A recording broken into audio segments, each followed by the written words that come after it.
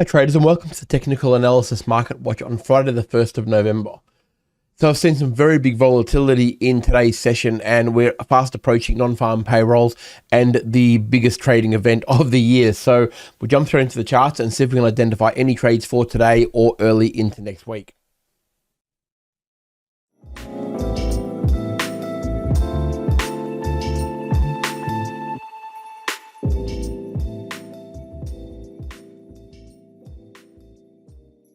All right, we'll start out here with the Aussie USD, and we know, look, obviously the sell-off is real. It's been really consistently dumping basically every day. We've seen very little pullback in quite some time, and we're really pushing down on that. We're basically past the 65.5 cent mark.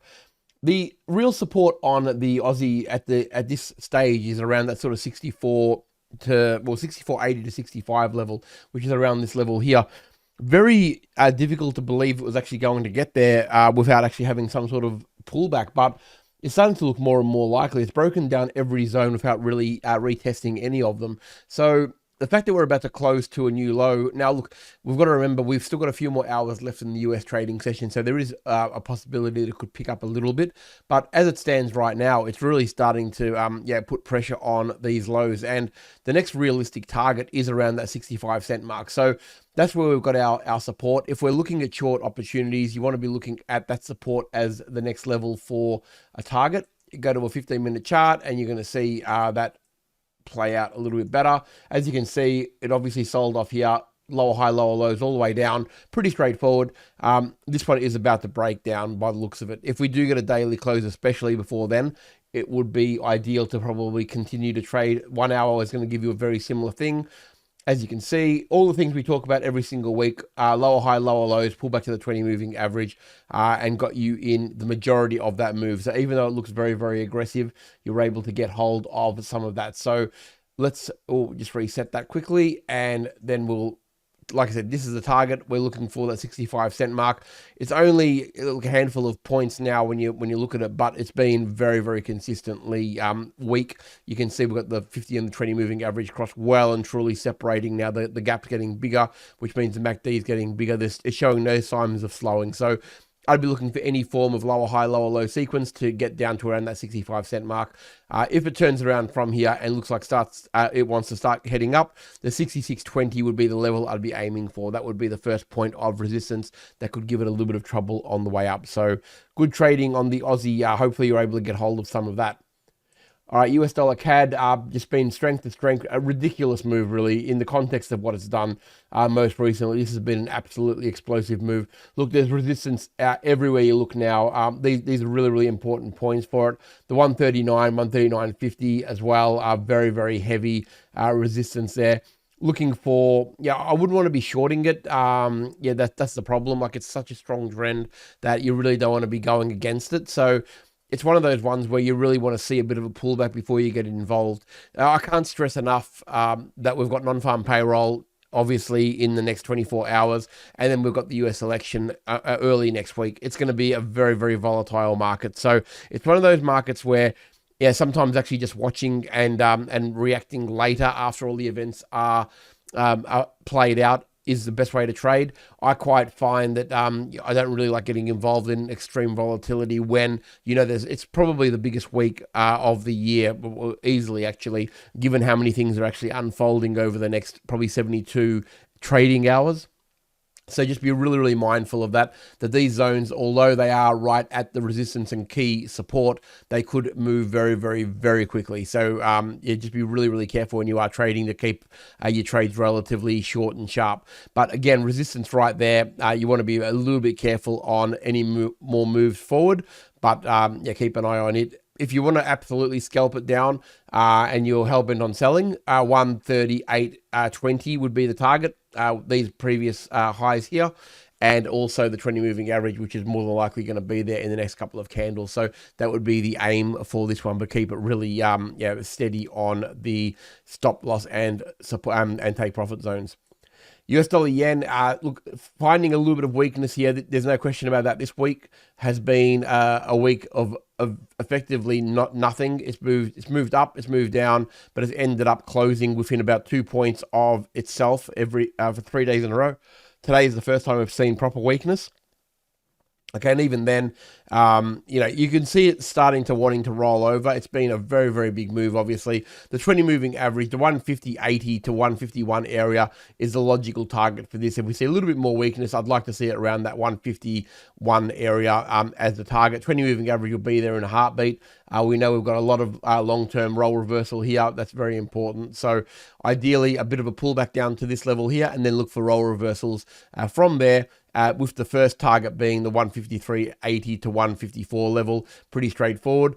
If we get a break past that 151, then the next logical target is going to be around that 149. So the next horizontal support that we can see here, but I would expect probably and want more support around that 20 moving average. And if we get that around bottom around this level here would be ideal. And then the first instance, we'd look for the move back up to that 153.80. So really good trading on the yen. It's been very, very well behaved from a technical standpoint, but it's at a place now where you want to see a bit of a pullback because we've seen the weakness up on the upper end. Our dollar index has been very similar to the yen in the sense that we've obviously had a massive move, but this week has been a very conflicted week. You can see we've pulled back quite a bit. It's trying to show a little bit of strength in this session. There's still quite a few hours to go in it, so just be mindful of that at the time of this video. But yeah, this is probably a level where 104 to 104.20 is a very protected zone. So this area here, I would expect that we're probably going to find support.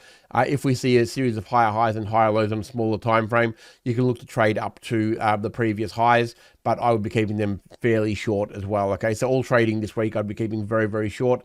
The euro is obviously the main beneficiary of that. We'll go to that in a second, but just be mindful that the 104 to 104.20 is a really key zone, and that's where I'd expect support. If we get a close below 104, so around that 103.80 or lower, then the 20 moving average will be the target around that sort of 103.50 area if it gets there quickly. Failing that, the 103.20, which is where the next resistance was, that I would expect support to be if we get a break through that zone, but it's looking very strong at the moment, so I wouldn't be counting on that as my last trade. All right, over to the euro, and look, it tested the 20 moving average, exactly what you wanted, a series of higher highs and higher lows in the smaller time frames. If you go to a 1 hour, you'll probably see it. A 15-minute will show you, but you can see here the 1 hour, once it got out of this zone, higher high, higher low, and off it went. Okay, and the 15 minutes is going to give you even more opportunities. That's how you trade it. Pretty straightforward, really. You can see once it gets moving out of these zones, you get your sequences, and then you're off. So pretty good trading, but it has reached its target now. The 20 moving average was the target, and also it is a resistance zone as well. You can see all of these peaks up here, right through. That's where it is right now at resistance. So you've got to be mindful of that. Hit the 20 and it's trying to sell off now. So very, very minor pullback from a fib standpoint. Be lucky to be a 23 fib, to be honest. But again, the dollar strength is still there. And that's what we're really seeing as the most prominent trade at the moment. So just be mindful that the resistance has been hit. And any shorts now, I'd only be going probably to the short of around 108 to 107.80. That's about as low as I'd be going. I'd be targeting that move. And yeah, pretty good trading on the euro, but again, a very, very small zone of movement that we've got now as an opportunity. And finally, we'll look at the US 500, of course. Look, this is one that's going to be affected the most in the next 72 trading hours. Big sell-off at the moment. This candle currently is very, very weak. We've got a lower high, lower low sequence, as you can see, and we've broken the 20 moving average at this stage. So providing this daily candle stays heavily sold, if we close around here, potentially a move down to 56.50 prior to the election is a possibility early next week, but really depends on, ideally in a perfect world, 57 is a pretty strong defensive zone. You can see we've got a fair bit of support there. We had about 3 weeks of trading around this level. If we get a daily close below there, look to maybe see a bit more weakness down to 56.50. But if it does return and start pushing up higher, the lower band of this around 5,800 would be the target. So it's hard to really navigate this with non-farm payroll just around the corner, and more importantly, the election next week. It's an extraordinarily important zone. So the only thing I can say is just be really, really careful with a lot of trades. If you're in doubt, just watch. It's a really, really good time to watch and let it play out. The big trends will kick in soon enough after all the news is out. So just be really, really careful in how you go about it.